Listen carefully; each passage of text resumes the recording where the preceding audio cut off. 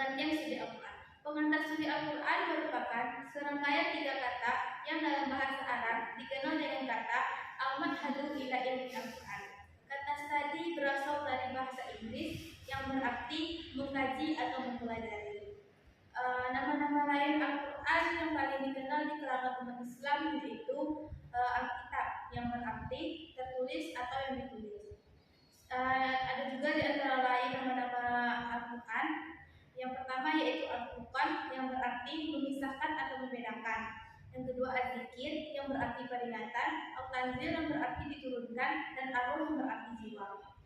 Judul selanjutnya yaitu Sejarah turunnya Al-Quran. Al-Quran sebagai wahyu Allah Subhanahu wa taala yang diturunkan kepada Nabi Muhammad SAW dengan perantara malaikat Jibril. Al-Quran diturunkan secara langsung dan juga secara sekaligus dan juga secara berangsur-angsur. Tahap yang pertama Al-Quran diturunkan dari Lauhul Mahfuz di Baitul Izzah. Tahap yang kedua diturunkan dari Baitul Izzah ke bumi selama 23 tahun. Judul selanjutnya yaitu Asbabun Nuzul. Asbab yang berarti sebab dan nuzul yang berarti turun. Jadi Asbabun Nuzul adalah peristiwa yang menjadi sebab turunnya satu atau beberapa ayat Al-Quran. Ada juga macam-macam Asbabun Nuzul. Yang pertama, ayat Al-Quran turun karena peristiwa-peristiwa tertentu, dan yang kedua ayat Al-Quran turun karena pertanyaan-pertanyaan yang diajukan kepada Rasulullah SAW. Judul selanjutnya yaitu Al-Quran sebagai sumber petunjuk dalam kehidupan umat Islam. Salah satu dimensi penting dari petunjuk Al-Quran yaitu sebagai pedoman moral, pedoman sosial, dan relevansi sepanjang zaman. Selain pedoman moral dan akhlak, Al-Quran juga sebagai sumber hukum dan pendorong ilmu pengetahuan. Judul selanjutnya yaitu pengertian tafsir dan takwil serta perbedaannya. Secara bahasa, tafsir berasal dari kata fasara yang bermakna menjelaskan, menyingkap, dan menerangkan sesuatu yang sama. Sedangkan menurut istilah, tafsir berarti sebagai ilmu untuk memahami kitab Allah Subhanahu wa taala yang diturunkan kepada Nabi Muhammad SAW. Kata takwil berasal dari awala yang berarti mengembalikan sesuatu kepada asalnya atau maksudnya. Judul selanjutnya yaitu keutamaan Al-Quran dalam memberi ketenangan hati dan jiwa.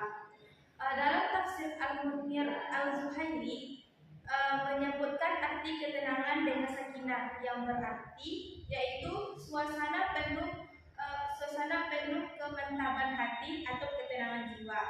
Judul selanjutnya yaitu Al-Quran dalam perkembangan ekonomi syariah. Menurut bahasa, ekonomi berasal dari bahasa Yunani yaitu oikos dan nomos, di mana oikos yang berarti rumah tangga, sedangkan nomos yang berarti peraturan atau aturan. Sedangkan menurut istilah, ekonomi yaitu berarti peraturan rumah tangga. Selanjutnya prinsip-prinsip ekonomi syariah dalam Al-Quran yaitu yang pertama prinsip keadilan, prinsip keseimbangan, dan kesejahteraan. Ada juga di dalam perkembangan ekonomi syariah disebutkan di dalam Al-Quran yaitu larangan riba, gharar, dan maisir. Judul selanjutnya yaitu pentingnya keseimbangan ekonomi dan keadilan sosial dalam Al-Quran. Al-Quran menekankan pentingnya keseimbangan ekonomi dan keadilan sosial untuk mencapai kesejahteraan dan kemakmuran dengan prinsip-prinsip keadilan, persaudaraan, distribusi harta yang merata, dan tanggung jawab sosial untuk menghindari kesenjangan, keserakahan, dan eksploitasi. Judul selanjutnya yaitu pentingnya keseimbangan ekonomi dan keadilan sosial dalam Al-Quran. Al-Quran menekankan pentingnya keseimbangan ekonomi dan keadilan sosial untuk mencapai kesejahteraan dan kemakmuran dengan prinsip-prinsip keadilan, persaudaraan, distribusi harta yang merata, dan tanggung jawab sosial. Prinsip-prinsip tersebut bisa untuk menghindari dari kesenjangan, keserakahan, dan eksploitasi.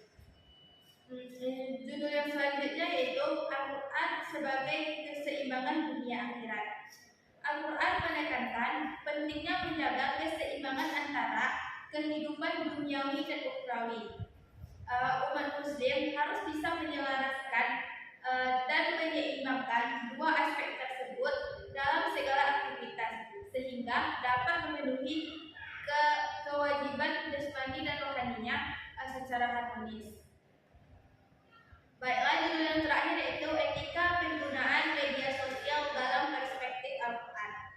Al-Quran mengajarkan adab dalam berkomunikasi. Di antaranya yaitu ada prinsip-prinsip utama etika dalam bermedia sosial. Yang pertama yaitu tabayyun, yang kedua menjaga lisan dan tulisan, yang ketiga larangan ghibah dan